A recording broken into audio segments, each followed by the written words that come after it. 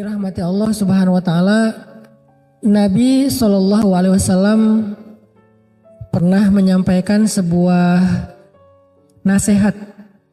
Jadi nasihat ini nasihat yang sangat penting buat kita, terutama buat anak-anak muda yang kadang merasa galau. Karena itu kan masalah commonnya anak muda ya. Karena saya juga pernah muda, nggak tahu masih muda apa enggak. Dan sama masalah umumnya kita tuh anak muda itu ya galau tentang masa depan, galau tentang memilih jurusan, memilih fakultas, galau tentang masalah pertemanan, circle, galau tentang jodoh pastinya, itu yang paling sering. Nah ini ada nasihat dari Nabi supaya kita bisa mengobati galau, mengobati gelisah, mengobati khawatir. Khawatir itu jadi bahasa Indonesia khawatir. Apa sebetulnya obat dari galau, khawatir, gelisah, takut, bahkan luka masa lalu? Karena luka mental, luka hati itu ada obatnya. Sehingga kita nggak menjadi orang yang patah larut dalam luka. Nggak jadi orang yang terpuruk gara-gara luka karena masa lalu. Ada obatnya. Termasuk mungkin sekarang lagi banyak juga yang galau tentang fitrah.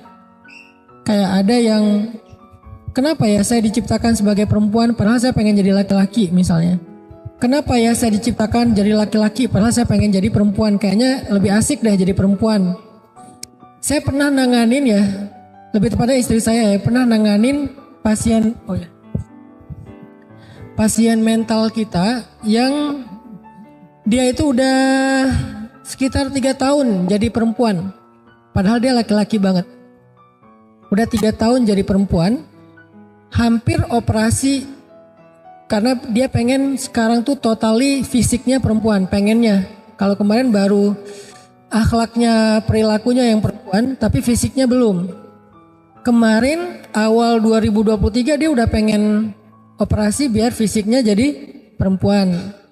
Kalau Rumah Teduh itu menangani pasien kanker, kalau Peacefuland menangani pasien mental. Dan kita punya banyak banget pasien-pasien mental anak muda yang hasil bullying di sekolah, yang dipasung 3 tahun lebih di rumahnya sampai makan kotoran sendiri.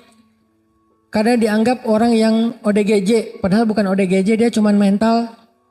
Nah pasien terbaru kita itu tadi, dia itu udah jadi perempuan 3 tahun, udah punya pacarnya laki-laki. Jadi udah pacaran, dia sebagai perempuan, pacarnya laki-laki gitu. Dan kata dia enak jadi perempuan. Soalnya kenapa dia jadi perempuan? Awal dia jadi perempuan tuh gara-gara kecewa sama perempuan. Dia itu ditinggalin sama pacarnya perempuan, nikah. Terus dia kayak menyesal jadi laki-laki. Oh gini banget ya jadi laki-laki itu bisa perasaannya gak dijaga, disakiti, ditinggalin. Ah udahlah saya jadi perempuan aja biar dijaga perasaannya. Akhirnya dia pindah nih, shifting ke perempuan biar perasaannya dijaga. Nah selama dia jadi perempuan, dia ngerasa kayak enak banget, dikasih jajan, ditraktirin makan, dibeliin hadiah, dijaga perasaannya, disayang, diperhatiin gitu kan selama 3 tahun. Tapi kan ini sesuatu yang gak fitrah. Pas ketemu sama kita ajak diskusi, pelan-pelan berubah, kita dandanin ulang, kita touch up ulang, kita beliin baju yang laki-laki banget, flanel kotak-kotak, celana. Alhamdulillah udah berubah, sekarang dia kerja di kita sebagai tenaga fisik ya, tenaga kayak buruh gitu, kayak tukang gitu ya di kita, yang fisik banget, udah punya penghasilan sendiri. Terakhir kemarin mau nikah sama pasien mental kita yang ada di tempat kita, tapi pasien juga yang udah survive, perempuan. Jadi dia mau nikah sama perempuan, sekarang udah tunangan. Kenapa muncul kegalauan kayak gini? Nah ini kita pengen bahas nih hari ini. Kenapa ada yang galau masalah fitrahnya? Kok saya perempuan? Kok saya laki-laki? Kok saya nggak jelas mau jadi perempuan apa laki-laki? Kok saya lebih cenderung kepada sesama jenis dan seterusnya? Kenapa saya kok masih jomblo? Kenapa kok saya nggak pernah dapat orang yang ngeklik di hati? Kenapa kok saya jadi orang miskin? Kenapa kok saya punya orang tua yang broken home? Kenapa saya punya ayah dan ibu nggak kayak ayah ibunya teman saya yang mereka tuh happy banget, hangat banget keluarganya? Kenapa kok saya ngambil jurusannya ini padahal pengen saya, kenapa kok saya ngambilnya ekonomi padahal pengen jadi arsitek misalnya, senangnya gambar. Kenapa saya kok disuruh jagain adik padahal saya pengen ada me time. Kita sering mempertanyakan hidup kita sehingga bikin kita tuh kayak protes, galau, gak puas, beban. Dan itu ternyata ada nasihatnya dari Nabi SAW. Apa nasihat Nabi dalam hadis riwayat Al-Baihaqi dengan derajat sahih? Kata Nabi, al-iman bil qadari wal qada yuzilul hamma wal hazan. Ternyata kata Nabi, beriman kepada qada dan qadar atau takdir kalau bahasa kita akan menghilangkan alham dan hazan. Dua. Alham dan hazan. Apa itu ham? Ham itu adalah khawatir tentang masa depan. Itu hammun bahasa Arab. Mengkhawatirkan masa depan. Menggalaukan sesuatu yang belum terjadi. Itu namanya hammun. Sedangkan hazan itu menyedihkan atau marah, terluka, nggak nerima, protes, sedih tentang masa lalu. Jadi kalau ham itu sedih tentang masa depan, kita sebutnya galau, khawatir. Kalau hazan sedih tentang masa lalu, yaitu penyesalan, kemarahan, tidak menerima keadaan. Jadi ternyata dua penyakit ini, alham dan hazan, itu obatnya adalah rukun iman yang keenam. Apa? Percaya kepada qada dan qadar. Jadi percaya kepada takdir adalah obat dari hammun dan hazanun. Nah, inilah yang kita hari ini akan belajar. Gimana cara kita mengimani takdir? Terus apa hasil konkretnya dalam kehidupan kita? Lagi-lagi dakwah saya sejak 2014 itu bukan narasi. Kalau saya menyampaikan literasi Islam, apakah itu tentang fikih, tentang akidah, kayak sekarang nih akidah karena bab takdir, atau tentang ma'rifatullah, saya selalu mencoba untuk menerjemahkan Islam dalam aplikasi kehidupan sehari-hari. Kita nyebutnya dengan istilah life hacks. Jadi bukan sekedar lifestyle lagi, malah lebih konkret lagi, yaitu life hacks, cara hidup, bukan sekedar gaya hidup, cara hidup. Jadi kayak life hacks tentang di rumah misalnya, life hacksnya apa? Kalau yang diajarin di luar itu kan kayak cara kita rapiin kamar, life hacks kita ada namanya table manner. Table manner itu cara kita megang garpu, megang sendok, naruh piring, naruh gelas, cara minum, itu kan table manner kan? Itu tuh sebetulnya udah diajarin sama Nabi, namanya adab makan dan minum. Cuman bahasanya nggak ada yang nerjemahin ke bahasa anak muda. Diterjemahkannya ke bahasa pesantren, adab makan dan adab minum. Padahal bahasa anak mudanya table manner. Bahasa lainnya life hacks. Gimana cara makan yang manner banget? Karena manners before knowledge kan, adab sebelum ilmu kalau bahasa pesantren ya, kalau bahasa umumnya manners before knowledge. Nah, ketika kita membahas takdir pun, saya pengen bawa pembahasan takdir itu jangan jadi teori aja, jangan jadi pembahasan wawasan, jangan jadi ilmu syariat, tapi harus jadi life hacks-nya anak muda. Arti life hacks itu bisa diaplikasikan dalam daily life-nya. Benar-benar konkret gitu. Itulah yang akan kita bahas hari ini. Dan itulah yang menjadi spesifikasi dari dakwahnya Hanan Attaqi. Dakwahnya Hanan Attaqi itu bukan dakwah narasi, bukan orasi, karena saya bukan orator, tapi dakwah membangun awareness tentang Islam yang sangat aplikatif atau life hacks, lifestyle, daily life. Itu banget dakwah kita. Jadi kalau saya bahas tentang akidah ma'rifatullah, libatin Allah, bahas tentang syariat, pacarannya nanti aja setelah nikah, pacaran halal tetap asik kok. Nah hari ini ketika kita mau ngebahas tentang takdir, saya pasti akan bawa takdir itu insya Allah ke daily life-nya kalian. Bagaimana cara kita mengimani takdir yang aplikatif dalam kehidupan sehari-hari. Bagaimana cara kita melihat takdir yang bisa up to date dan relate dengan kebutuhan kita hari ini. Itulah pembahasan tentang masalah takdir dengan tema apa kita temanya Kak Buni? Rahasia mengubah takdir. Oke. Poinnya 3 aja, pembahasan kita ada 3 hal. Poin yang pertama adalah apa sih pentingnya membahas takdir ini? Tadi sebagian udah saya sebutin, saya spill di awal. Ternyata mengimani takdir itu penting sekali. Kalau nggak penting nggak masuk dalam rukun iman. Kan dulu Nabi itu pernah didatangi malaikat Jibril ya ceritanya ya. Jadi malaikat Jibril menjelma jadi seorang cowok keren. Kalau dalam bahasa Al-Quran itu basyaron sawiya. Laki-laki yang sempurna. Kalau terjemahan anak muda cowok keren.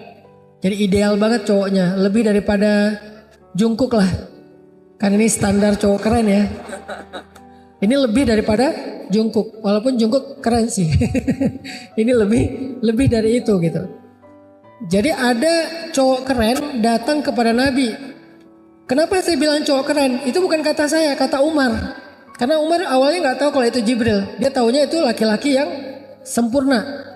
Datang kepada Nabi, masuk ke masjid, duduk bertaut lututnya dengan lutut Nabi. Terus dia tiba-tiba nanya, sebutkan Islam, sebutkan iman, sebutkan ihsan, singkatnya kayak gitu.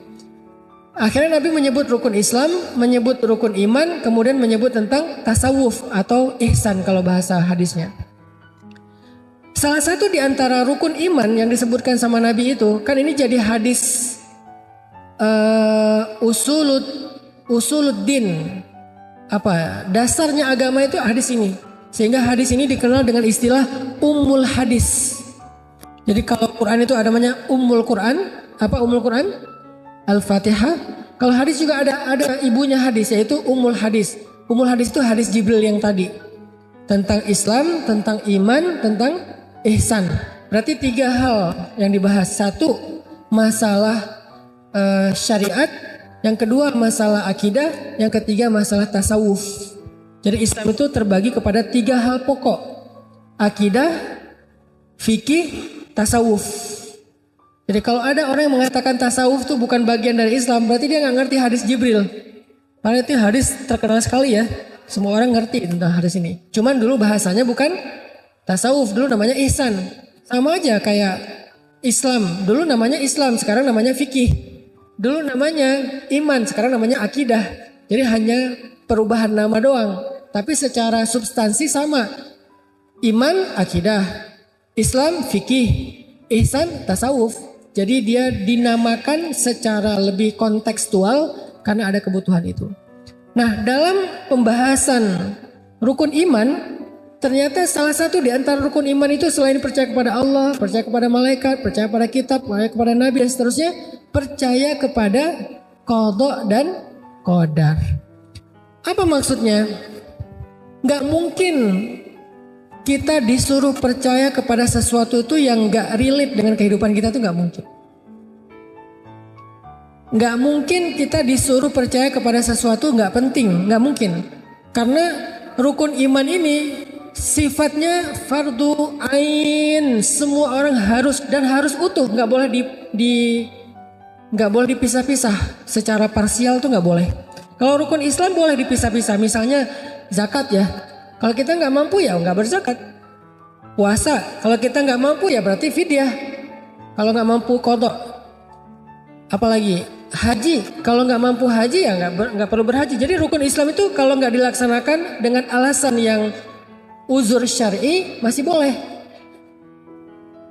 Kecuali kayak sholat itu kan nggak mungkin ditinggal ya, nggak bisa berdiri, duduk, nggak bisa duduk berbaring.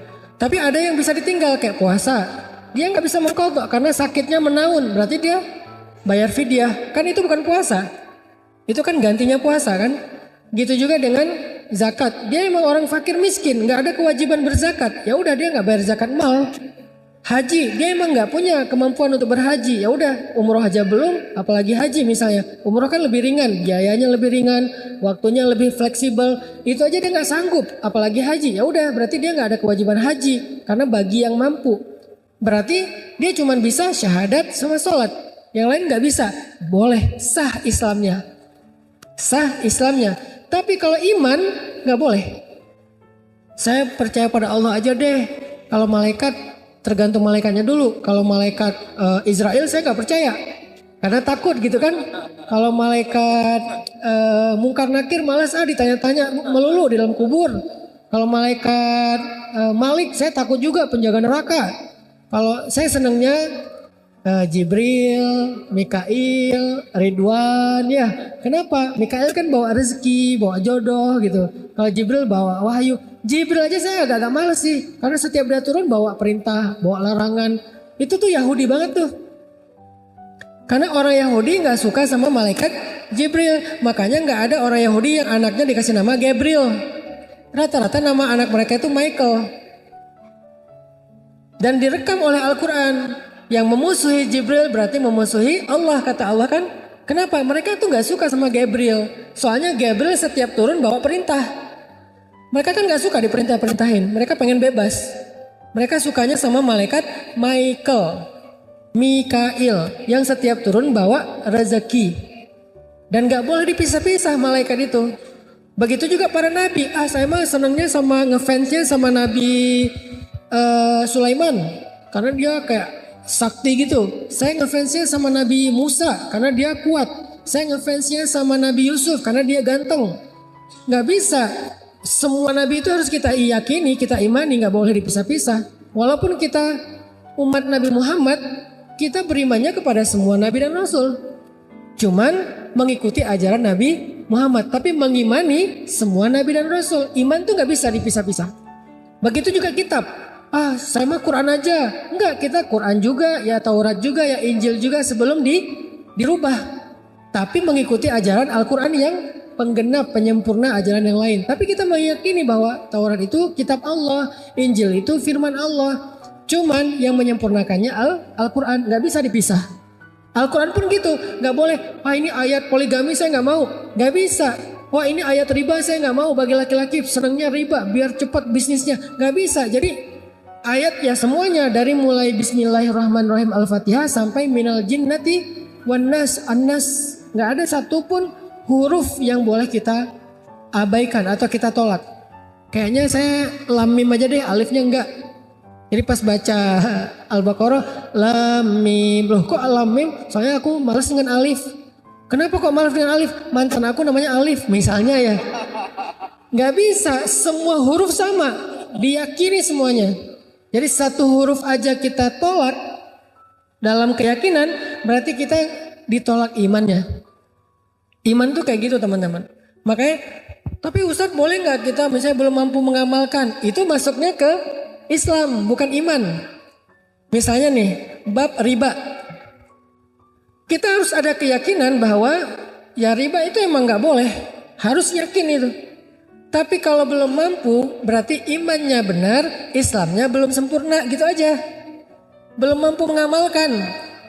Belum mampu mengamalkan. Kita harus yakin yang namanya hijab menutup aurat itu wajib. Yakin. Tapi kalau auratnya belum sempurna ditutup, ya itu berarti babnya bab Islam bukan bab iman. Imannya udah utuh. Hanya Islamnya lagi bertahap, berproses. Jadi dalam bab iman kita gak boleh satupun dikurangin, gak boleh. Termasuk masalah takdir. Jadi di antara rukun iman ada takdir yang disebut dengan qadha dan qadar. Gak boleh dipisah. Saya percaya takdir yang baik-baik aja deh. Yang buruk-buruk saya kayak gimana ya? Masa sih harus kayak gitu? Nah, nggak bisa. Kita yakini semuanya. Kenapa yakini semuanya? Berarti pasti ada kebaikan di dalamnya. Nggak mungkin Allah menyuruh kita meyakini sesuatu yang nggak ada kebaikan di dalamnya, itu nggak mungkin. Maka itulah pentingnya belajar takdir. Belajar takdir sebetulnya bukan belajar doktrin, bukan. Kesannya kayak kita dipaksa, bukan. Belajar takdir itu adalah belajar untuk healing. Karena kata Nabi tadi apa? Beriman kepada qada dan qadar bisa menghilangkan dua penyakit hati, al-ham wal hazan. Dan itu adalah healing, self healing buat kita. Bisa mengobati diri kita. Terhadap apa? Terhadap dua penyakit. Penyakit khawatir tentang masa depan, apapun namanya, bisa galau, bisa khawatir, bisa gelisah, dan seterusnya. Dan penyakit sedih tentang masa lalu, yang dikenal dengan istilah hazan. Bisa sakit hati, bisa luka tentang masa lalu, bisa dendam, bisa marah, bisa trauma, apalagi macam-macam variannya. Dua penyakit ini bisa sembuh kalau kita benar-benar tahu bagaimana beriman kepada takdir. Jadi belajar takdir itu bukan belajar doktrin. Saya paling gak suka Islam itu disampaikan secara doktrin ya. Saya gak suka. Kenapa? Gak fair.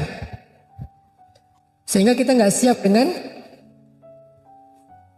serangan orang-orang liberal. Kalau kita belajar Islam secara doktrin, kita nggak akan siap dengan logika-logika orang liberal. Berarti kita nggak punya pertahanan. Begitu datang logika orang liberal, kita langsung, oh kayaknya ini yang benar nih. Lebih logis soalnya. Saya selama ini belajar Islam nggak pernah logis.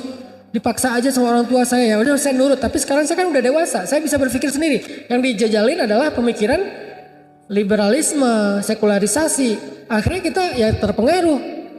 Makanya dalam pandangan saya nggak bisa kita ngajarin Islam itu secara doktrin. Islam itu emang harus logis, dan Islam itu emang logis kok, nggak usah dipaksain. Logis. Siapa bilang udah terima aja, nggak usah banyak tanya? Nggak gitu cara belajar Islam. Untuk anak kecil ya, kan ini udah remaja, harus belajar secara lebih logis. Apa kebutuhan kita kepada materi Islam? Kenapa kita belajar takdir? Udah terima aja takdir, emang kayak gitu dari sononya. Ayatnya jelas, qala Allah wa qala Rasul. Nggak bisa. Kenapa? Kalaupun kita ambil, kita nggak kuat. Begitu datang badai logika liberalisasi, langsung roboh itu karena kita nggak punya pertahanan, nggak punya reason, nggak punya jawaban, nggak punya alasan, nggak punya sebuah awareness, kesadaran. Kenapa kita begini? Makanya belajar takdir selama ini kan kita disuruh hafal kan, rukun Islam udah hafal, rukun iman udah hafal, bahkan sifat-sifat Allah 20 udah hafal. Mungkin yang lebih serius lagi udah hafal aqaid khamsin, 50 akidah.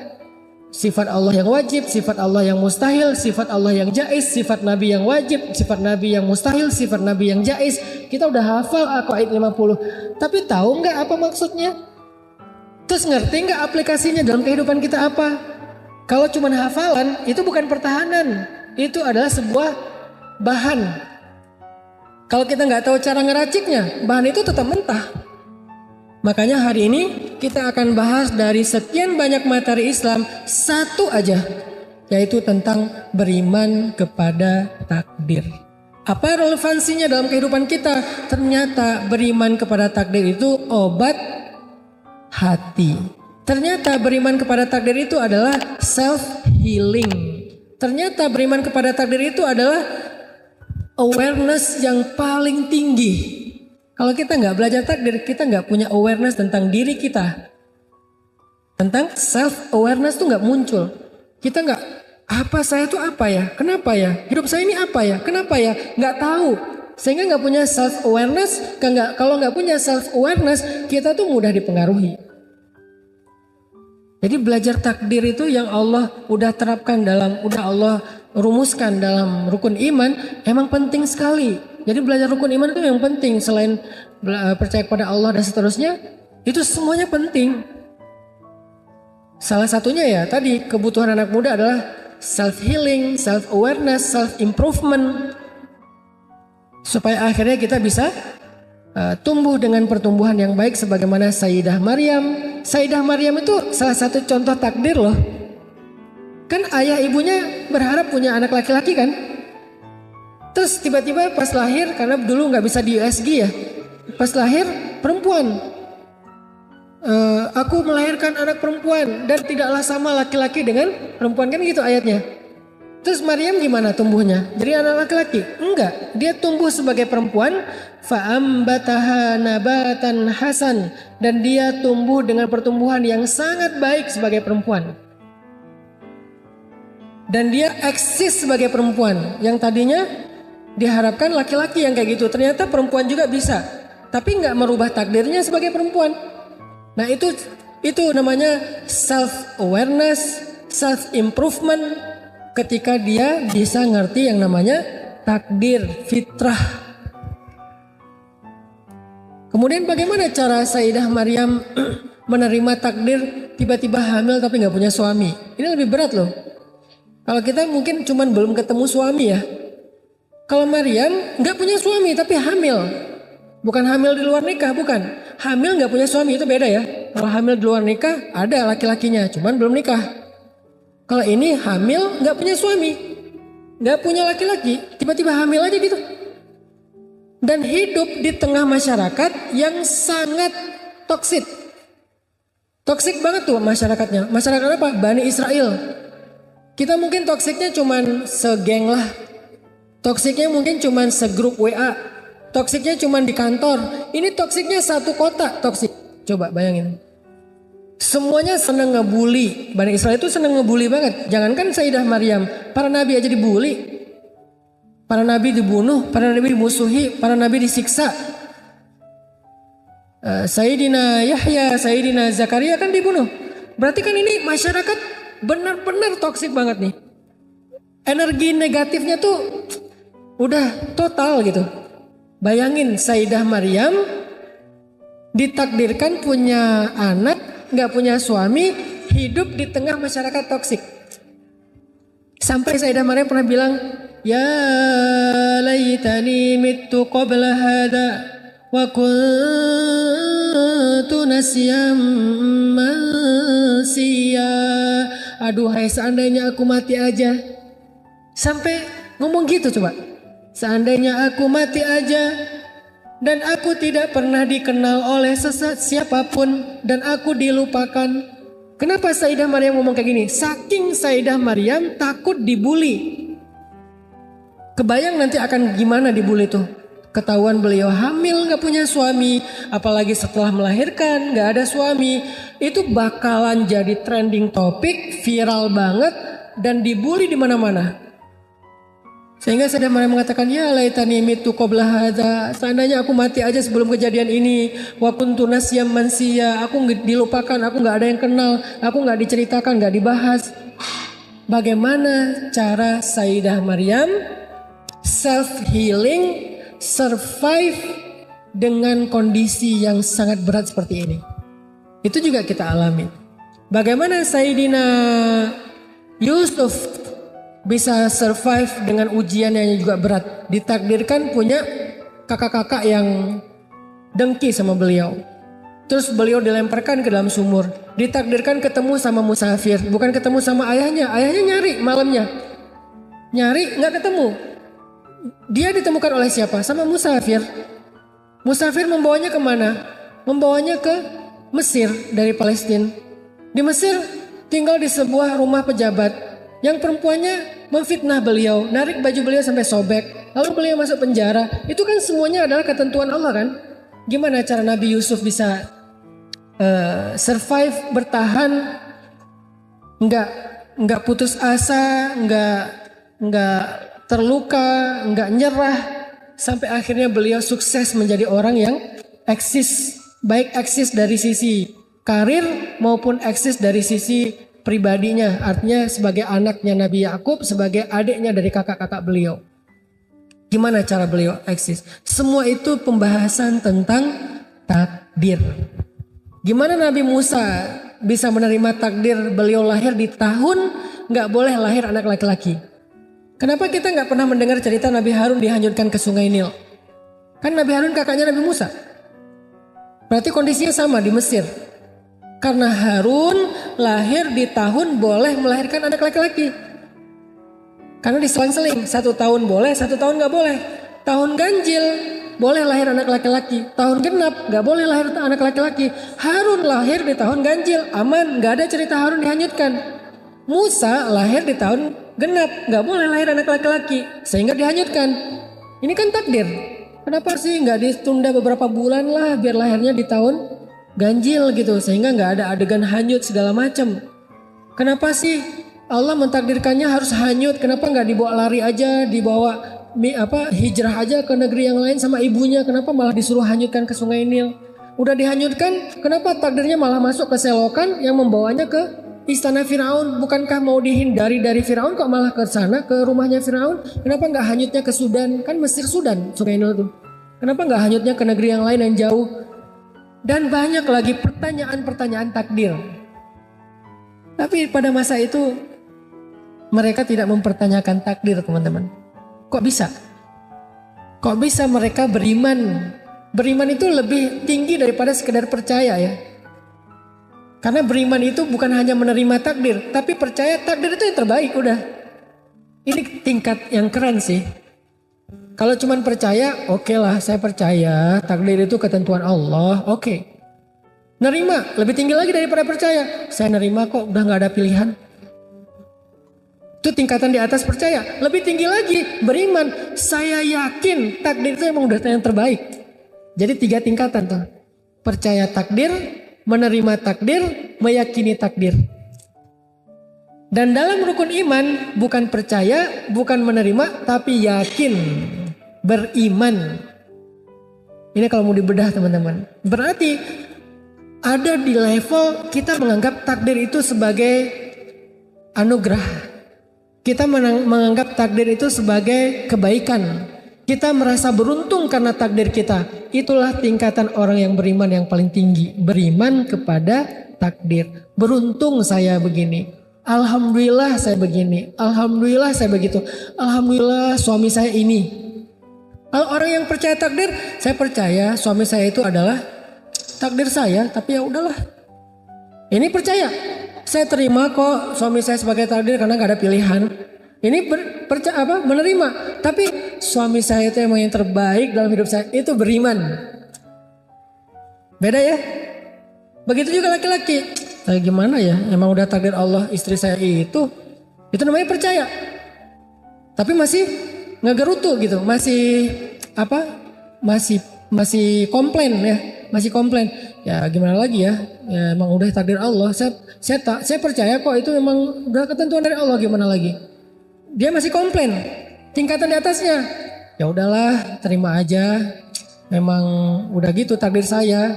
Ya apa yang ada ya saya terima. Itu di atasnya lagi, udah nggak komplain tapi udah nerima. Cuman belum meyakini. Di atasnya lagi, istri saya itu emang yang terbaik yang Allah pilihkan untuk saya. Itu namanya beriman kepada takdir. Pekerjaan juga gitu, ngambil jurusan juga gitu. Fitrah kita sebagai laki-laki atau perempuan juga gitu. Tinggi dan rendah juga kayak gitu. Hitam dan putih juga kayak gitu. Mancung dan pesek juga kayak gitu. Semuanya ada tingkatan percaya, ada tingkatan menerima, ada tingkatan beriman. Orang yang percaya, saya percaya kok kalau hidung saya tuh emang Allah yang cipta, emang kayak gini hasilnya. Saya percaya ini ciptaan Allah. Bukan hasil ibu saya ini salah makan apa, bukan. Emang ciptaan Allah, hidung saya kayak gini misalnya. Tinggi saya sekian. Warna kulit saya kayak gini. Ya udah saya percaya. Tapi bisa nggak ya dirubah? Orang yang percaya masih bisa menolak, masih bisa pengen merubah fitrah. Bisa nggak dirubah? By the way, skincare bukan merubah ciptaan Allah. Setuju Ibu? Skincare adalah merawat ciptaan Allah, bukan merubah. Yang merubah ciptaan Allah itu adalah bukan filter. Yang merubah ciptaan Allah filter. Lebih parahnya lagi, avatar. Udah pakai filter gak puas, diganti jangan avatar, jadinya anime. Apalagi yang merubah ciptaan Allah, alis dikeruk, Yang tadinya horizontal bagus tiba-tiba jadi setengah vertikal diagonal gitu. Kayak Dragon Ball ya. Jadi maksudnya orang yang percaya belum tentu nerima. Bisa jadi dia percaya ini takdir Allah tapi dia protes. Kenapa ya Allah? Kok warna saya kayak gini? Saya pengen kayak bule-bule tuh. Bule-bule pengen kayak kita kan aneh ya. Kenapa bule-bule pada berjemur? Biar hitam. Kenapa kita pakai sunblock tebal-tebal? Kalau ada 100 SPF kita pakai 100 SPF. Kenapa? Biar nggak hitam ya. Itulah manusia. Dia percaya itu ciptaan Tuhan, cuman dia nggak nerima. Ada yang udah tingkatannya ya udahlah, hidung saya memang udah kayak gini, kulit saya memang udah kayak gini, saya terima lah gitu ya. Tapi nggak meyakini itu yang terbaik. Itu namanya nerima. Kalau beriman, alhamdulillah ya Allah saya hitam. Dan hitam itu manis, nggak ada putih manis kan? Hitam manis ya. Saya suka lagu-lagu timur sih. Hitam-hitam manis banyak ya lagu-lagu timur yang kita suka dengar gitu di mobil. Itu kan hitam manis kan? Hitam manis itu, hitam itu campurnya manis. Putih. Ya manis juga. Ini namanya nerima. Ya udahlah kulit saya hitam, saya terima aja lah. Udahlah saya nggak mau protes.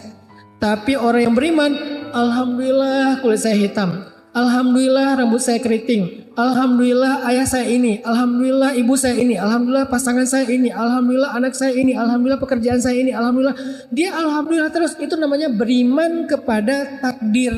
Bukan cuman percaya, bukan cuman nerima, tapi yakin itulah yang terbaik. Itulah yang disebut dengan beriman kepada takdir, teman-teman. Kalau udah sampai ke level itu, makanya kata Nabi, hilanglah hammun wal hazan. Hilanglah rasa khawatir, hilang juga rasa kecewa. Kalau udah sampai di level beriman. Tapi kalau masih percaya atau nerima, belum tentu hilang. Ustadz, saya percaya kok ke takdir, tapi kenapa saya masih gelisah? Karena masih percaya, belum beriman. Ustadz, saya nerima kok ketentuannya hidup saya kayak gini, kenapa masih sedih, kecewa? Karena baru nerima, belum beriman. Ayatnya, hadisnya, beriman. Kata Nabi, al-imanu bil qada'i wal qadar. Beriman kepada qada dan qadar, bukan percaya.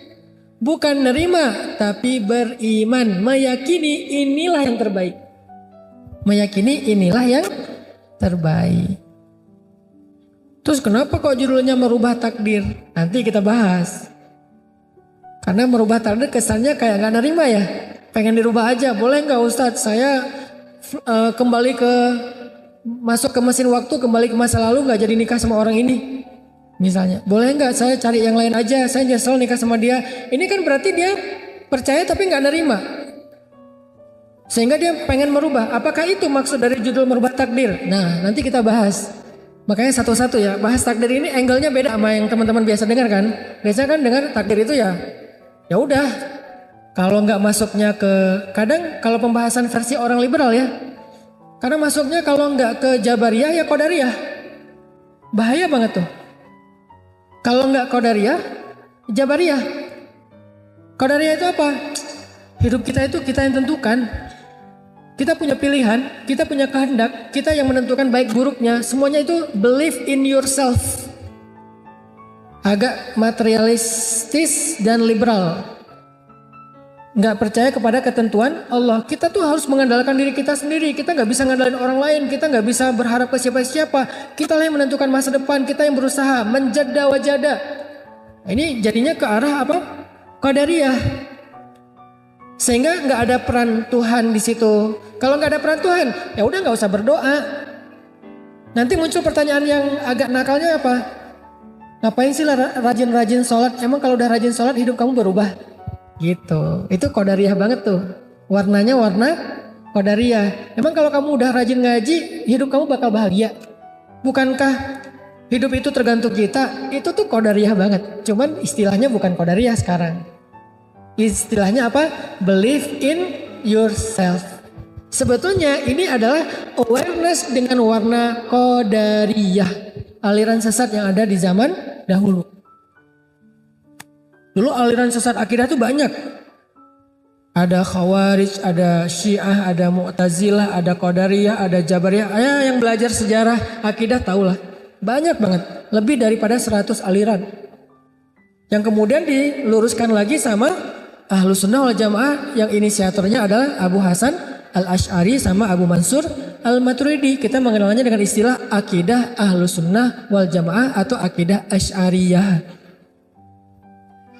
Itu meluruskan akidah setelah menyimpang. Beda sama sahabat, sama. Kenapa nggak balikin aja ke sahabat? Sama, balik ke sahabat dan Nabi.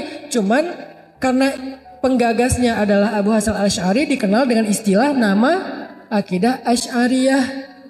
Sebetulnya akidah Asy'ariyah itu akidah Nabi dan para sahabat. Salafus Sholih. Jadi jangan dibikin seolah-olah aswaja dengan Nabi dan sahabat itu kayak berbeda gitu ya.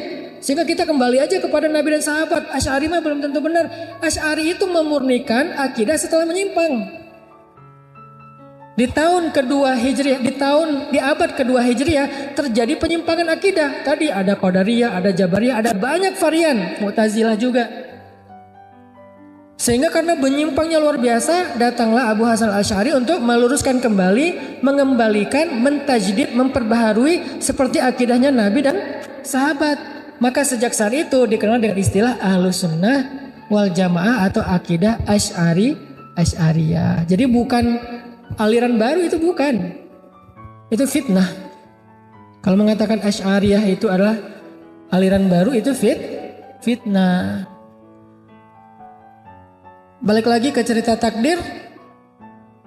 Kalau versi Qadariyah, hari ini anak-anak muda yang alirannya udah mulai Qadariyahan itu sering bilang kayak tadi tuh, ngapain sih rajin-rajin sholat? Ngapain sih rajin-rajin ngaji? Ngapain sih rajin-rajin ke masjid? Emang kalau kamu sering ke masjid hidup kamu bakal berubah? Yang penting kan kerja keras, yang penting berjuang, yang penting belajar yang sungguh-sungguh. Believe in yourself, itu Qadariyah banget tuh pemikirannya. Hati-hati dengan pemikiran gini. Walaupun tidak ada label aliran Qadariyah, udah gak ada. Itu kan aliran sejarah. Sekarang udah gak ada namanya tapi pemikirannya sama. Kalau Jabariyah, kebalikannya Qadariyah. Udahlah, hidup nggak usah ribet.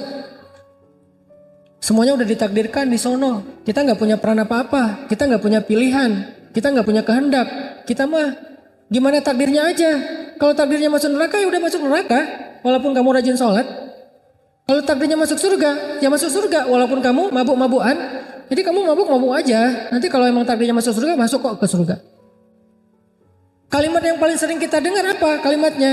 Kalimatnya kita nggak masuk surga dengan amal kita. Hati-hati ini, walaupun ini hadis ya. Hadisnya tapi maksudnya nggak kayak gitu. Yang salah bukan hadisnya, terjemahnya atau penjelasannya, syarahnya. Kita nggak masuk surga karena amal kita, karena sholat kita. Kita masuk surga karena Allah. Terus ngapain capek-capek sholat? Bukan itu kok yang bikin kita masuk surga. Kesana arahnya dari orang-orang yang Jabariyah. Arahnya orang Jabariyah itu adalah jangan sholat. Kenapa? Karena bukan dengan sholat kita masuk surga, tapi dengan takdir Allah. Kalau alirannya Qadariyah, jangan sholat juga. Kenapa? Karena sholat gak akan memperbaiki hidup kita, tapi usaha kita. Tetap ujung-ujungnya dari dua aliran ini, jangan sholat. Jangan berdoa, jangan taat-taat banget lah. Yang satu, kenapa gak taat? Karena itu gak akan ngerubah hidup lo. Yang kedua, karena semuanya udah ditentukan, ngapain capek-capek. Bukan itu yang buat kita akan masuk surga. Sama, ini ekstrim kanan, ekstrim kiri nih. Yang satu kesannya kayak percaya banget sama takdir. Yang satu lagi menentang banget takdir. Tapi ekstrim kanan, ekstrim kiri. Muncullah Ahlus Sunnah wal Jamaah yang wasatiyah, pertengahan. Apa pertengahannya? Ini kata-kata yang tepat tentang Ahlus Sunnah wal Jamaah dalam bab takdir. Kita merencanakan, Allah yang menentukan. Kita merencanakan, Allah yang menentukan. Artinya kita punya peran dalam merencanakan, baik rencana bumi maupun rencana langit, baik ikhtiar bumi maupun ikhtiar langit. Itu peran kita. Ikhtiar bumi apa? Kalau dalam karir bekerja sungguh-sungguh. Ikhtiar langitnya berdoa yang sungguh. Berdoa yang sungguh, beribadah yang sungguh, bersedekah yang sungguh. Itu ikhtiar langit. Ikhtiar buminya bekerja yang sungguh, berusaha yang sungguh, itu ikhtiar bumi. Kita yang mengikhtiarkan, Allah yang menentukan hasilnya. Itulah versi Ahlussunnah wal Jamaah. Jadi nggak murni mengandalkan ikhtiar kita, nggak murni juga kayak berlepas tangan kepada takdir. Dia di tengah. Yang menentukan semuanya Allah, bukan kita. Tapi tugas kita ya ikhtiar. Dan Allah tidak akan menyia-nyiakan ikhtiar kita. Kenapa? Allah Maha Adil. Allah Maha Syakur. Arti syakur, menghargai. Maha loh, maha banget. Maha banget lagi. Apa arti maha? Ya banget. Jadi kalau Maha Syakur berarti menghargai banget. Ada nggak orang yang menghargai banget? Gimana kalau dia menghargai banget? Satu kebaikan kita disebut-sebut terus. Makasih ya, kemarin udah nolongin saya, ngasih saya uang parkir 2.000. Saya waktu ke minimarket nggak ada uang parkir, kamu bantuin, akhirnya saya bisa pulang. 2.000 diingat. Minggu depan, makasih ya, minggu lalu kamu udah bantu saya, kasih saya uang parkir 2.000, ditraktirin. Bulan depan, makasih ya, kamu udah bantuin saya, 2.000 ditraktirin. Tahun depan, makasih ya, dulu kamu udah pernah berbuat baik sama saya, bantuin saya di parkiran. 5 tahun lagi masih disebut, 10 tahun lagi masih disebut. Itu orang berarti sangat bisa menghargai kebaikan orang lain. Dan orang Jepang tuh kayak gitu loh. Yang saya kenal ya, karena saya beberapa kali ke sana dan punya teman juga di sana, baik muslim maupun non muslim. Saya punya teman di Jepang yang non muslim. Saya punya teman di Korea opah-opah yang non muslim, dan dia adalah pemain sinetron The Sassy Girl. Jadi gini-gini saya punya teman artis di Korea. Teman ya, bukan follower atau bukan following. Emang teman. Dekat, namanya Opa Chan.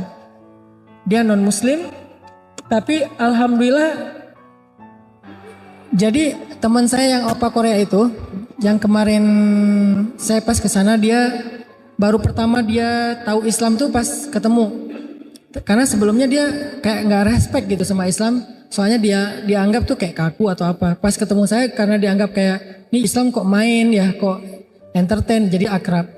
Nah maksudnya mereka tuh orang yang sangat menghargai kebaikan orang lain. Udah 5 tahun masih diingat. Saya pernah kemarin pas lagi main snowboard ya di Jepang ya, ngisi taklim di salju kan. Terus ada salah satu orang Jepang asli dengerin taklim saya habis kita main snowboard, dia denger taklim. Qadarullah, alhamdulillah, setelah itu dia tertarik sama Islam, belajar masuk Islam. Dia converting to Islam. Sekarang dia udah jadi imam masjid di Tokyo. Jadi sensei, jadi guru agama Islam di Tokyo. Kemarin pas saya datang lagi, dia ketemu saya 2018. Kemarin 2023 saya ke sana lagi. Dia nyamperin, pas tahu poster saya ada kajian di Jepang, dia nyamperin. Saya udah lupa kan. Dia bilang, Ustadz ingat gak dulu waktu di gunung mana gitu, saya juga lupa nama gunungnya. Saya dengar taklim Ustadz. Saya berkesan. Sekarang saya belajar Islam terus, saya udah jadi muslim. Sekarang saya jadi sensei, jadi guru Islam di Masjid Tokyo. Itu karena asbab Ustadz gini. Dia ingat kebaikan itu. Saya juga udah lupa. Itu yang namanya mindfulness of others. Ingat banget dengan orang lain. Allah lebih dari itu karena Allah asy-syakur.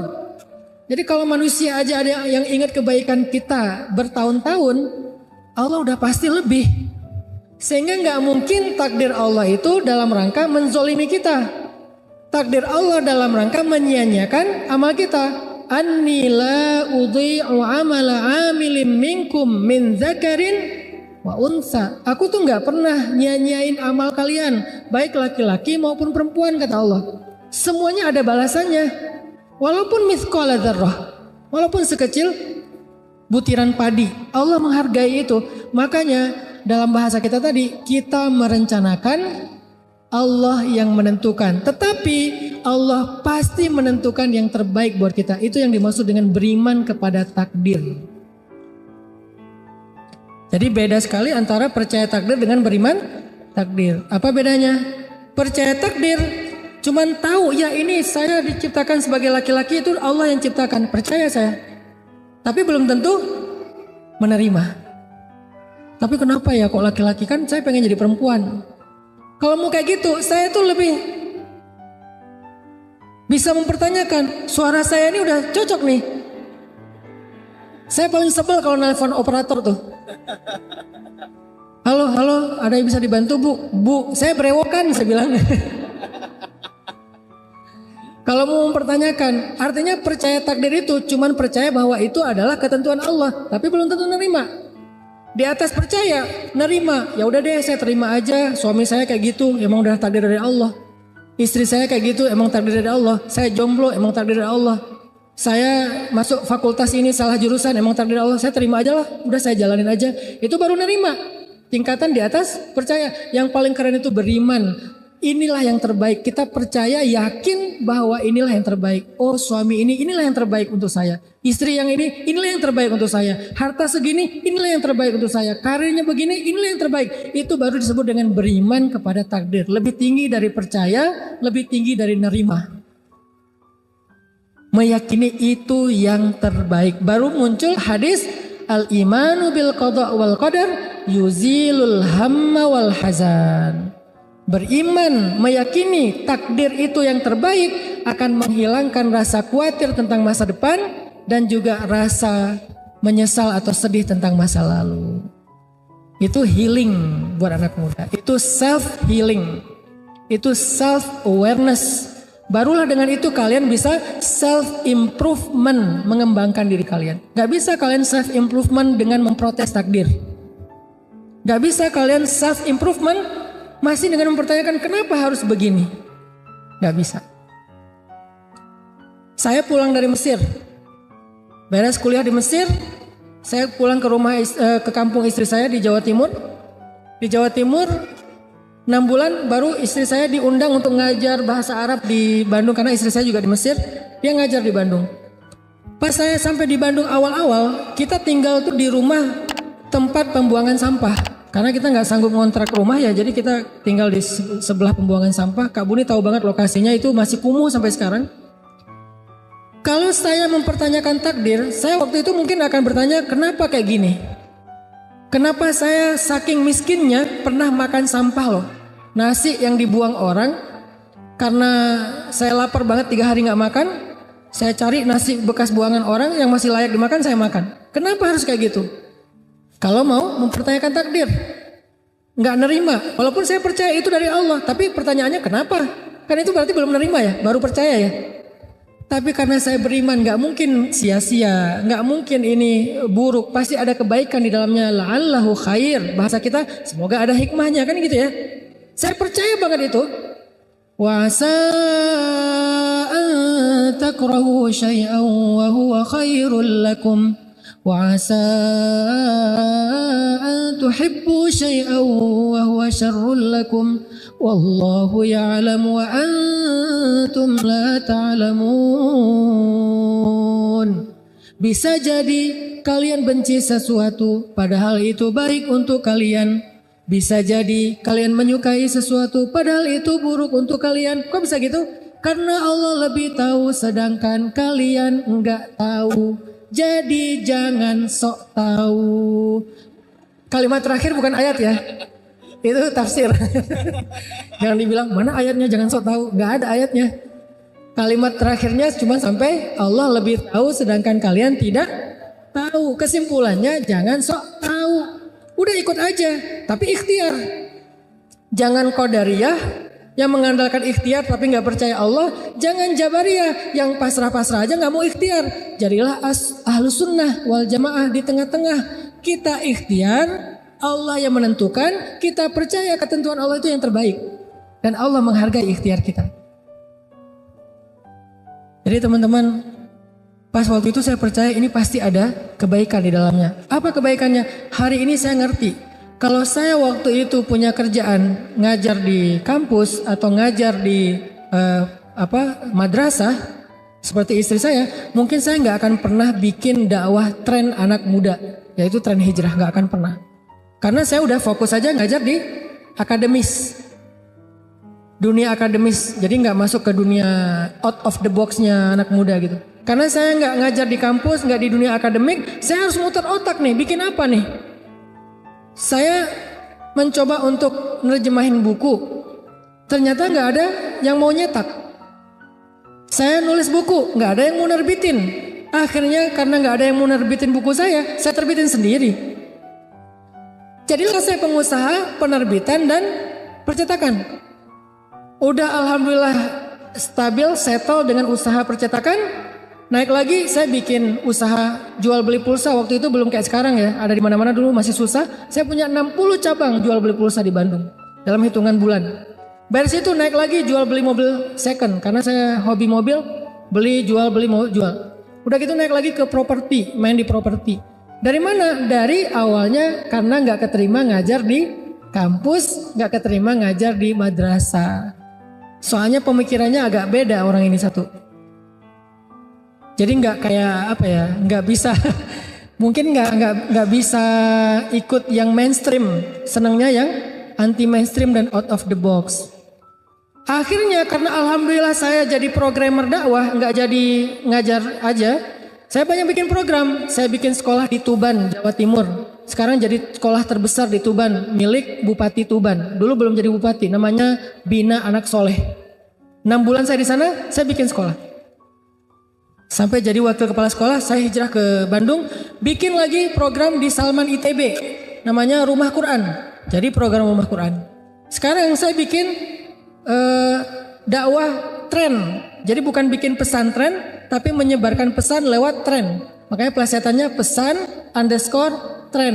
Pesannya apa? Hijrah. Tapi hijrah ini jangan jadi ceramah, harus jadi tren lifestyle-nya anak muda. Bikinlah tren hijrah 2015. Sampai sekarang masif tren hijrah di seluruh Indonesia.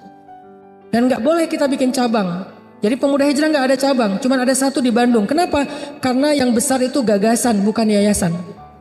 Yayasannya kecil, dia sebagai vehicle, sebagai operator, tapi gagasannya yang dibesarkan. Milik semuanya, masing-masing punya nama sendiri-sendiri. Muncullah Hijrah Fest, muncullah komunitas hijrah di seluruh Indonesia, dan dia berkembang improvement sendiri-sendiri. Tren hijrah itu namanya dakwah tren. Setelah dakwah tren 8 tahun, sekarang kita bikin pesan_tren, kawasan anak muda. Yang pertama ada di situ apa? Sekolah Rimba Indonesia, SD gratis. Kenapa Ustaz bikin SD gratis? Karena anak saya masuk SD. Kok bikin sekolah sendiri Ustaz? Soalnya di sekolah yang lain anak saya disuruh potong rambut. Saya pengen anak saya gondrong. Soalnya kalau gondrong itu keren. Dan Nabi juga kan rambutnya sepundak dan nggak jorok, nggak keurus, tetap rapi, tetap berminyak, tetap indah, tetap good looking ya. Makanya saya pengen Yahya itu rambutnya gondrong, agak ikal, ala-ala pantai banget lah. Pas masuk ke TK sama gurunya disuruh potong rambut. Saya bilang ya udah bikin sekolah. Bikinlah sekolah Rimba Indonesia. Tagline-nya di sini boleh panjang rambut. Emang kalau orang yang gondrong tuh gak rapi? Ya tergantung dia ngerawat rambut ya. Ada yang pendek tapi gak bersih misalnya. Tapi yang panjang bersih bisa aja. Akhirnya bikin sekolah Rimba. Tahun ini karena anak saya ada yang masuk SMA, bikin lagi sekolah SMA gratis namanya 20 Mind Sociopreneur School. Kurikulumnya dari mana? Kita kombinasi. Satu dari PBB, SDGs. Jadi Sustainability Development Goals. Jadi ada kayak goals tentang masalah sustainability lifestyle, kita masukin dalam kurikulum. Terus ada Global Change Maker. Terus ada namanya Asoka, juga tentang change maker. Terus pastinya dari Islam karena kita menguasai di bidang itu. Jadilah sekolah 20 Mind dengan tagline Success Before 20. Kenapa sukses harus tunggu 30 tahun dulu? Sebelum 20 tahun dia bisa jadi CEO kok. Dia bisa punya business owner. Dan kita punya banyak cerita tentang itu. Dan kita punya komunitas atau ekosistem yang bisa kayak gitu. Bikin. Itu adalah hikmah. Itu adalah takdir terbaik dari saya gak keterima ngajar di kampus, gak keterima ngajar di madrasah. Yang keterima berarti itulah takdir terbaik dia. Saya gak keterima, itulah takdir terbaik saya. Begitu orang yang beriman kepada takdir. Bukan cuma percaya, bukan cuma nerima, tapi beriman. Meyakini takdir itulah yang terbaik untuk dia. Bisa jadi karena kita dikasih ujian di dalam rumah. Saya punya teman ya, dia diuji dengan anak yang istimewa. Gimana istimewanya? Autis. Karena anaknya ini istimewa, bapaknya juga diberikan rezeki yang istimewa. Ada keluarga yang anaknya harus cuci darah, bapaknya rezekinya lancar banget. Tapi ketika anaknya udah wafat, rezekinya seret.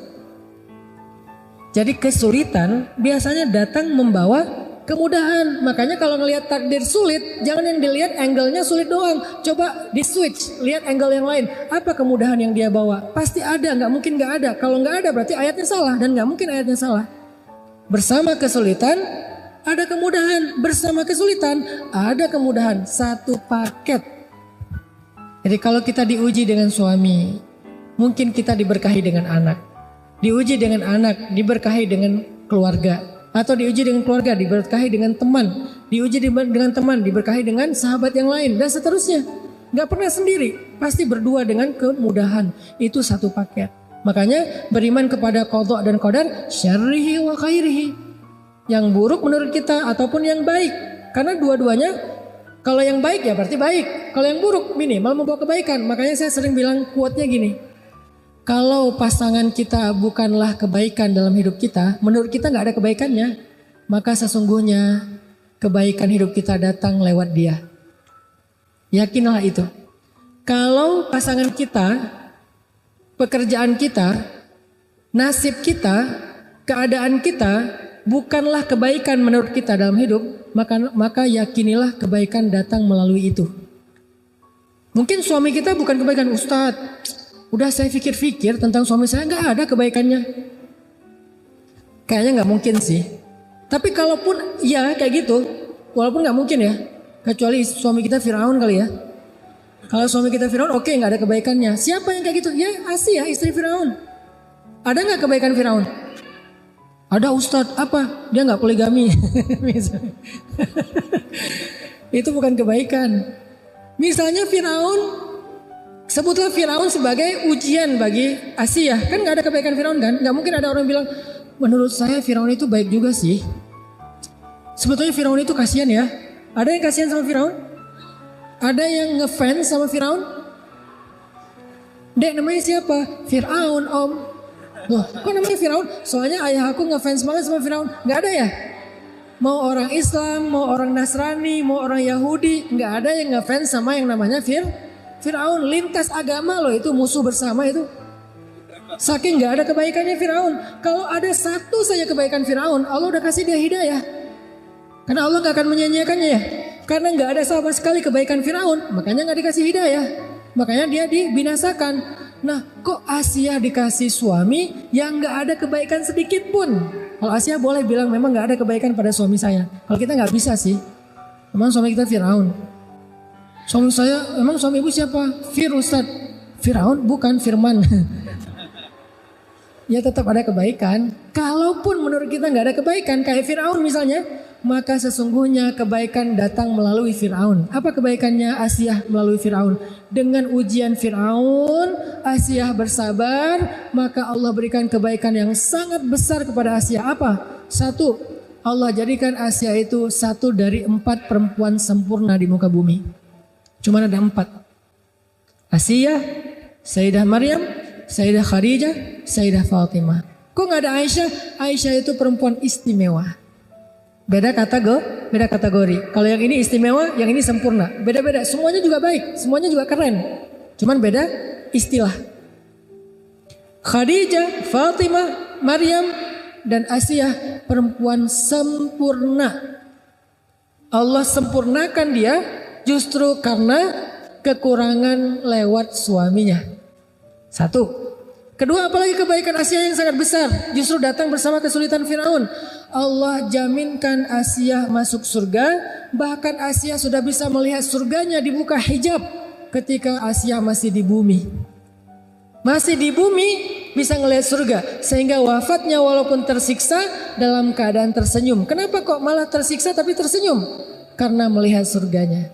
Mencium aroma surga, merasakan indahnya angin surga, melihat pemandangan surga yang akan ditempati, sehingga rasa siksaannya Asia itu gak kerasa, ketutup sama indahnya nikmatnya surga. Itu namanya fa inna ma'al usri yusra, inna ma'al usri yusra. Itu poin kedua tentang takdir. Poin pertama, pentingnya belajar takdir ternyata untuk healing. Poin kedua, gimana cara kita ngelihat takdir? Lihatlah takdir dengan iman, dengan husnuzzon billah, berbaik sangka kepada Allah.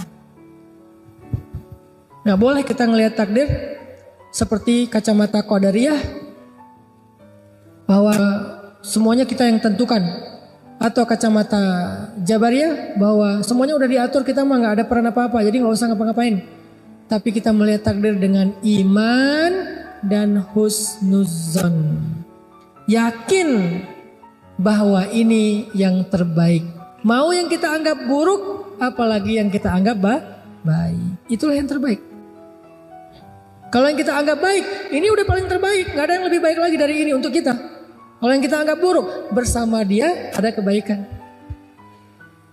atau di dalamnya ada kebaikan, kita aja yang menganggapnya buruk. Pakai surat Al-Baqarah, wa asa an takrahu syai'an huwa khairul lakum. Pakai surat An-Nisa, wa asa an takrahu syai'an wa yaj'alallahu fihi khairan katsira. Pakai surat Al-Insyirah, fa inna ma'al usri yusra, inna ma'al usri yusra. Ini poin kedua cara kita memandang takdir. Baru poin yang ketiga, apakah takdir bisa berubah? Coba teman-teman sekalian buka firman Allah di dalam surat Ar-Ra'd ayat 39. Ada berita gembira buat kita di dalam ayat ini. Surat Ar-Ra'd ayat 39. A'udzu billahi minasy syaithanir rajim. Bismillahirrahmanirrahim. Yamhullahu ma yasha'u wa yuthbit. Yamhullahu ma yasha'u wa yuthbit wa 'indahu ummul kitab. Apa artinya? Allah menghapus apa yang Dia kehendaki dan menetapkan, dan di sisinya lah ada ummul kitab. Pertanyaannya, apa maksud dari ayat ini menghapus dan menetapkan? Sekurang-kurangnya ada 3 tafsiran dari para ulama tafsir, tetapi kita memilih tafsiran yang ketiga karena itu jumhur, mayoritas pendapat ulama. Pendapat yang pertama yang dihapus itu adalah syariat. Syariat terdahulu dihapus dengan datangnya Rasul yang berikutnya. Syariat Islam menghapus syariat Nasrani dan Yahudi karena dia menyempurnakan. Di dalam Islam sendiri ada ayat nasikh mansukh, ada hukum syariat yang dihapus dan yang menghapus. Contohnya tentang waris. Dulu di zaman Madinah sebelum Fathu Makkah, itu tuh hukum waris tuh beda dengan sekarang. Hukum warisnya gimana? Dulu saudara angkat itu menjadi ahli waris, boleh mendapatkan warisan dari saudara angkatnya yang meninggal. Kalau orang Ansor meninggal, saudara angkatnya dari Muhajirin itu mendapatkan hak warisan sama seperti anak. Makanya dulu ada mu'akhad bainal Muhajirin wal Ansor, ada persaudaraan antara Muhajirin dengan Ansor. Saudara angkat itu bisa mendapatkan warisan dari keluarga angkatnya sebelum Fathu Makkah, karena Muhajirin masih miskin, masih susah. Setelah Fathu Makkah, hukum itu dirubah karena nggak ada kebutuhan lagi. Maka setelah Fathu Makkah, saudara angkat tidak lagi boleh menerima warisan dari keluarga saudara angkatnya. Dia boleh menerima hibah dan seterusnya. Tapi kalau warisan nggak bisa, hanya anak biologisnya, dan itu sesuai dengan pernikahan. Kalau biologis tapi tidak pernikahan juga nggak dapat. Nah, ini artinya menghapus. Ini tafsiran pertama ya. Banyak contoh-contoh yang lain. Yang kedua, yang menghapus di sini apa? Dosa. Dengan taubat Allah menghapus dosa. Jika Allah berkehendak Allah mengampuni. Jika Allah berkehendak Allah mengazab. Itu yang pendapat kedua. Jadi kalau kita bertobat dosa kita dihapuskan. Kalau kita zikir dosa kita dihapuskan. Kalau kita sholat dosa kita dihapuskan. Orang yang sholat 5 waktu sehari itu kayak orang yang mandi di sungai sehingga nggak ada lagi kotoran di tubuhnya, dihapuskan. Itu tafsiran yang kedua. Tapi tafsiran yang paling banyak ulama tafsir yang dihapus di sini adalah takdir. Pertanyaannya, takdir yang gimana yang dihapus? Kok ada kata-kata ummul kitab? Bukankah ada hadis rufi'atil aqlam wa juffatis suhuf? Pena sudah diangkat sementara kertas sudah kering. Terus juga ada hadis Nabi Bukhari Muslim bahwa manusia dalam kandungan ibunya setelah 40 hari dibentuk menjadi segumpal darah, kemudian segumpal daging, kemudian dibentuk rupa, lalu ditiupkan ruh, lalu datanglah malaikat untuk mencatat ajalnya, rezekinya, bahagianya, sengsaranya, kan udah dicatat semua. Terus yang dihapus yang mana? Jadi teman-teman, yang dihapus itu adalah kata para ulama tafsir keadaannya, bukan kejadiannya. Contoh, kita matinya kapan? Itu udah takdir tercatat di Lauhul Mahfuz. Nama lain dari Lauhul Mahfuz itu adalah Ummul Kitab. Sebelum kita diciptakan itu udah ditulis di Lauhul Mahfuz. Ketika kita diciptakan ditulis ulang lagi oleh malaikat. Jadi 2 kali kita dicatat. Dicatat yang pertama di Lauhul Mahfuz, namanya Ummul Kitab, wa indahu Ummul Kitab, di sisi Allah, nggak ada yang tahu, malaikat juga nggak tahu. Kemudian Allah suruh malaikat untuk menulis ulang ketika di dalam rahim ibu, baru malaikat tahu. Udah dicatat tuh, kapan ajal kita, mati kita kapan, di mana. Tapi keadaannya Allah yamhu wa yuthbit. Allah berkehendak untuk menghapus dan menetapkan, tapi semuanya ada dalam ilmu Allah, disebut dengan qada. Qada itu artinya ilmu, pengetahuan Allah. Bukankah Allah punya sifat ilmun, kudrat, iradat ya? Sedangkan takdir kan ada qada, ada qadar. Qada itu ilmu Allah, qadar itu kejadiannya. Kejadiannya tidak berubah. Kita akan mati pada tanggal itu. Tetapi keadaannya bisa husnul khotimah, bisa su'ul khotimah. Sehingga muncullah doa dari Umar bin Khattab dan Abdullah ibnu Mas'ud tentang takdir. Dan kedua sahabat ini ulamanya sahabat, bukan sahabat biasa, ulamanya sahabat. Jadi sahabat itu ada 7 ulama mereka, kibarus sahabah atau kibarul ulama indas sahabah. 7 ulama besarnya sahabat. 2 di antara 7 itu Umar dan Abdullah ibnu Mas'ud. Kedua orang ulamanya sahabat ini pernah berdoa gini, Allahumma in kunta katabtani min ahlil syaqiyah famhini waktubni min ahli sa'adah fa innaka tamhu ma tasha wa tuthbit wa indaka ummul kitab. Ya Allah, seandainya engkau mencatat aku termasuk orang yang sengsara, yang celaka, yang gak bahagia, hapuslah catatanku dan gantilah aku menjadi orang yang bahagia. Engkau menghapus apa yang engkau kehendaki dan menetapkan, dan di sisimulah ummul kitab. Umar bin Khattab pernah melakukan perjalanan dari Madinah ke satu negeri. Di tengah jalan tiba-tiba dapat berita bahwa negeri itu sedang diserang wabah yang menular. Kalau di kita tuh kayak pandemi yang kemarin ya. Nah, pas Umar tahu di sana itu lagi ada wabah dan menular, Umar balik arah pulang, nggak jadi lanjut. Terus orang-orang nanya kepada Umar, afirarun min qadarillah ya Amirul Mukminin? Apakah kita lagi lari nih dari takdir Allah wahai Amirul Mukminin? Apa jawaban Umar? Naam, firarun min qadarillah ila qadarillah. Ya, kita lagi lari dari satu takdir Allah ke takdir yang lain. Apa maksudnya?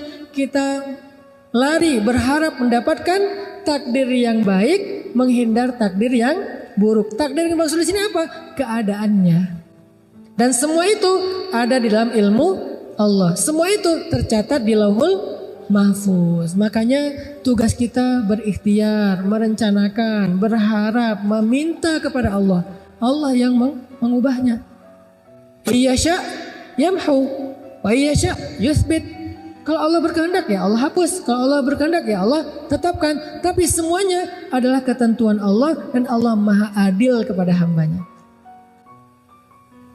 Jadi kita matinya tetap di tanggal yang sama, tapi dalam keadaan yang Allah berkehendak seperti apa dan kita berharap yang terbaik. Begitu juga jodoh. Jadi siapa jodoh kita misalnya ditetapkan? Si Agus misalnya. Mas Agus. Ya udah nggak akan jadi bagus, ya Agus saja, nggak ditambah B ya. Jadi Agus tetap Agus. Tapi kalau kita belum berdoa kepada Allah meminta takdir yang baik, bisa jadi Agus ini dijengkelin.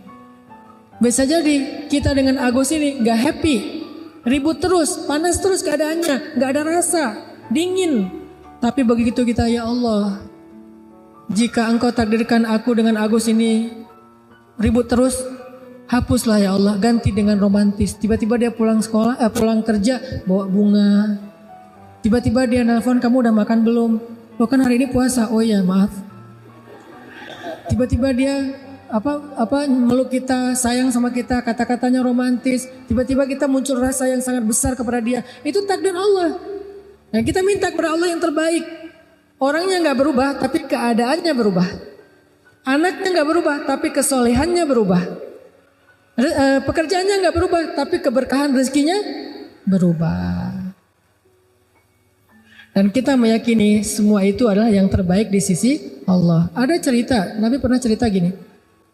Nanti di hari kiamat ada 4 orang yang masuk neraka karena dia ahli maksiat, dosa, banyak dosanya. Setelah lama di neraka, keempat orang ini dikeluarkan dari api neraka, dihisap ulang. Apakah dosanya udah habis atau masih sisa? Ketika dihisap, ternyata dosanya masih banyak. Saking banyaknya dosa, udah diazab masih banyak dosanya. Lalu kata Allah kepada malaikat, masukkan mereka lagi ke dalam neraka. Ketika mereka mau dibawa ke neraka, salah satu dari 4 orang ini menoleh dan mengatakan, "Ay Rabbi, ya Allah, ma zonantu annaka satu'iduni ilan nar." Ya Allah, saya nggak pernah berpikir, zon ya, saya nggak pernah berpikir engkau akan memasukkan saya lagi ke api neraka. Justru saya berpikir engkau akan memasukkan saya ke surga ya Allah. Saya pikir engkau sudah mengampuni dosa saya ya Allah. Saya nggak pernah berpikir engkau akan memasukkan saya lagi ke dalam neraka. Dia husnuzon kepada Allah. Dia husnuzon kepada Allah. Kemudian Allah berfirman kepada para malaikat, wahai malaikat, benarlah hambaku dengan prasangkanya, maka dengan rahmatku masukkanlah dia beserta 3 temannya ke dalam surga. Bayangin, orang yang takdirnya masuk neraka, Allah rubah jadi masuk surga hanya dengan berbaik sangka kepada Allah. Itu dahsyatnya berbaik sangka kepada Allah. Sehingga seneraka apa sih hidup kita? Coba, seneraka apa hidup kita? Sama gak dengan neraka? Yang gak jauh. Jadi kalau neraka aja bisa berubah menjadi surga, apalagi hidup kita yang gak neraka-neraka banget sih. Walaupun kita bilang hidup saya neraka banget Ustaz, enggak, jauh dari neraka. Kita aja gak tahu gimana azab api neraka ya. Hidup kita tuh gak neraka sama sekali. Walaupun gak surga-surga banget juga sih. Hidup kita tuh gak neraka-neraka banget. Jadi ngapain kita berputus asa seolah-olah gak bisa bahagia. Orang yang dari neraka aja Allah takdirkan masuk surga dengan berbaik sangka kepada Allah. Sama kayak cerita Nabi tentang umat Nabi Musa. Nabi Musa pernah nanya ke Allah, kan Nabi Musa itu kalim ya, bisa bicara dengan Allah. Rabbi, kata Nabi Musa, siapa umatku yang paling rendah derajatnya, yang paling telat masuk surganya? Kata Allah, umatmu yang paling rendah derajatnya itu tuh laki-laki buta yang paling telat masuk ke tempat ibadah. Dicari sama Nabi Musa, oh ini nih, orang tua buta kalau ibadah pasti masbuk. Istiqomah banget masbuknya, bertahun-tahun masbuk aja. Ke ma'bad, ke tempat ibadahnya Nabi Musa, dia pasti telat. Ini nih orang yang paling rendah nih. Suatu saat dia wafat. Ketika dia wafat, Nabi Musa nanya kepada Allah, ya Rabbi, di neraka mana dia sekarang setelah dia wafat? Kata Allah, Musa, dia di dalam taman-taman surga.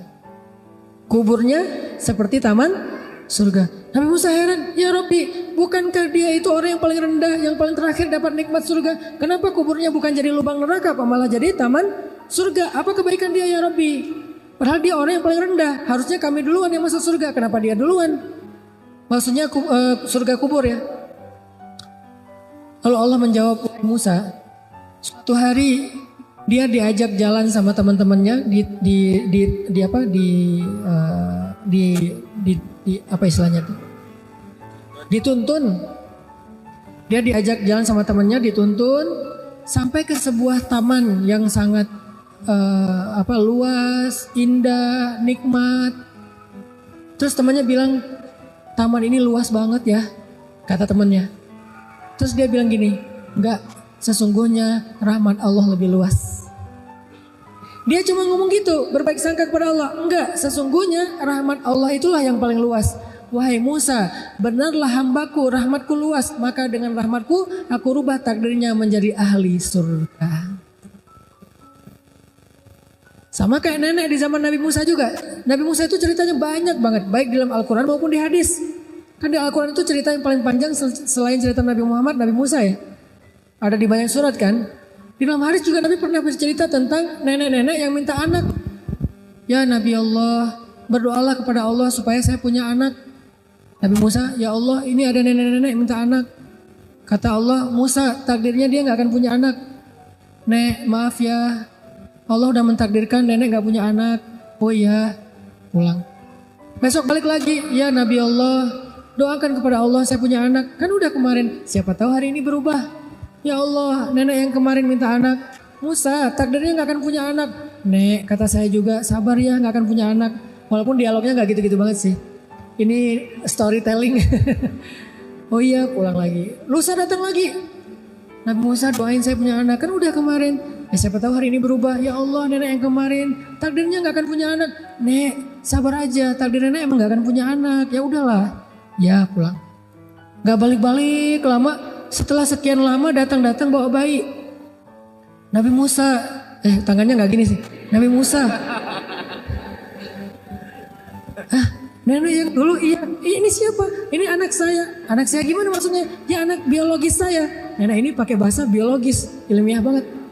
Ini anak saya, ini anak kandung saya kalau bahasa orang dulu ya. Gimana ceritanya nenek bisa punya anak? Ya tanya aja ke Allah. Ya Allah, gimana cerita si nenek bisa punya anak?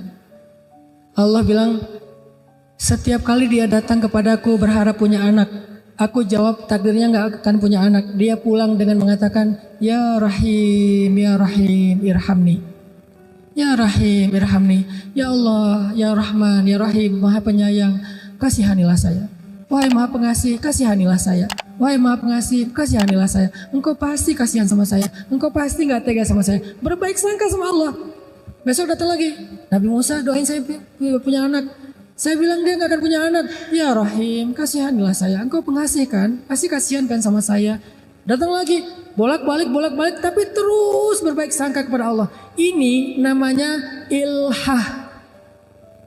Bahasa Arabnya ilhah. Ilhah itu artinya merengek. Dan Allah suka hamba yang merengek. Bahasa lain dari ilhah, awwah. Dan Nabi yang paling awwah itu Ibrahim. Karena Ibrahim itu awwahun. Awwah itu artinya da'a. Da'a itu artinya kalau meminta itu berulang kali dan lama terus minta yang sama. Sebagaimana Nabi Ibrahim minta anak sampai 50 tahun. Nabi Zakaria minta anak juga 50 tahun. Gak pernah berubah. Kita baru sehari 2 hari. Ya udahlah kayaknya gak dikabulkan. Mana ilhahnya? Alihu ila rabbikum. Ilhahlah kepada, merengeklah kepada Rabb kalian. Allah itu pasti akan menghargai rengekan kita. Gak terganggu loh. Gak enak loh merengek sama Allah, ntar Allah repot. Siapa bilang Allah repot? Allah sibuk tapi gak repot. Emang Allah sibuk sih? Kulla yaumin huwa fi sya'an. Setiap hari Allah sibuk. Tapi wala ya'uduhu hifdhuhu, mah gak pernah repot. Akhirnya karena nenek ini merengek berbaik sangka sama Allah. Kata Allah, dengan rahmatku aku rubah takdirnya sehingga dia punya anak. Makanya rubah takdir itu adalah hak Allah.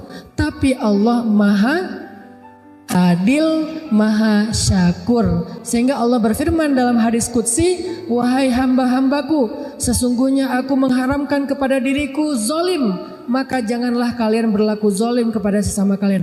Allah aja mengharamkan dirinya dari sifat zalim. Gak mungkin Allah zalim sama kita. Berarti Allah itu adil, kebalikan dari zalim kan? Allah itu adil. Kalau kita berbaik sangka, Allah pasti menunjukkan persangkaan kita. Kalau kita berharap, Allah pasti gak akan mengecewakan kita. Kalau kita meminta, Allah pasti ngabulin permintaan kita. Pasti dengan kehendak Allah. Sehingga Allah yang berkuasa, yamhu wa yuthbit, menghapus dan menetapkan. Tetapi Allah juga maha adil dan maha syakur. Semoga 3 poin ini bisa menjelaskan maksud dari beriman kepada takdir dalam konteks kehidupan kita. Sekarang apapun masalah kita, coba lihat itu dari angle iman kepada takdir. Bukan cuma percaya, bukan cuma nerima, tapi meyakini itu yang terbaik. Tapi kata kuncinya kita mengusahakan, kita merencanakan, kita mengikhtiarkan, Allah yang menentukan. Dan Allah pasti menentukan yang terbaik untuk kita. Kalau kita anggap itu buruk, maka bisa jadi di dalamnya ada kebaikan atau keburukan itu membawa kebaikan. Barakallahu fikum.